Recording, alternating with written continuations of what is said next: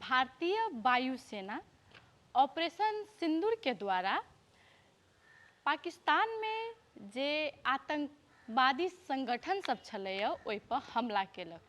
संगठन में जेना जैश ए मोहम्मद, लश्कर ए तैयबा जेहन संगठन सब पर भारत सर्जिकल स्ट्राइक केलक, जैसे होता अनेक बहुतो आदमी सब मरल आ कतेको आदमी घायल भेल अछि।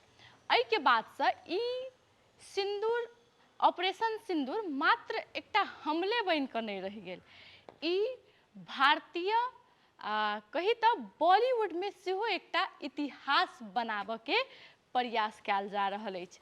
आब एहि में भारत के जे बॉलीवुड जे फिल्म सब बनै छै, आब एहि पर फिल्म बनाबऽ के सोचि रहल छथि, जाहिमे से 15टा स्टूडियो आ फिल्म मेकर सब टाइटल ऑपरेशन सिंदूर के लऽ कऽ रजिस्टर कराबऽ के लेल पहुँच गेल छथि। अब बात कयल जाय एहिमे से केकर सबसे पहिने पहुँचल अछि तऽ ओ हम अपने सबके कहै छी। बॉलीवुड हंगामा रिपोर्ट अनुसार महावीर जैन के कंपनी सबसे पहिने ऑपरेशन सिंदूर के टाइटल रजिस्टर करबौलक अछि। ओहि के बाद टी सीरीज सेहो पहुँचल अछि। जी स्टूडियो आ निर्देशक मधुर भंडारकर आ अशोक पंडित जेहन फिल्म मेकर सब सेहो पहुँचल छथि। आरो के नाम ओहि रिपोर्ट में नहीं देल गेल छलै।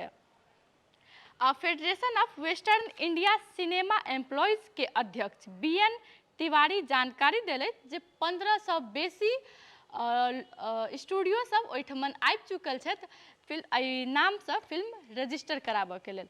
ओना एहिसँ पहिने जे पाकिस्तान के आतंकवादी सब ओतऽ भारत में अनेको रंग के आतंक मचेने छलै, हमला केने छलै, ओहू पर फिल्म सब बनल छै। आ खास कऽ कऽ बॉलीवुड में देखल जाय तऽ देशभक्त से रिलेटेड लोग सब बेसी फिल्म बनाबऽ चाहै छथि, तऽ एहन एहन फिल्म बनबऽ के लेल पहिले रजिस्टर करबऽ पड़ै छै टाइटल के।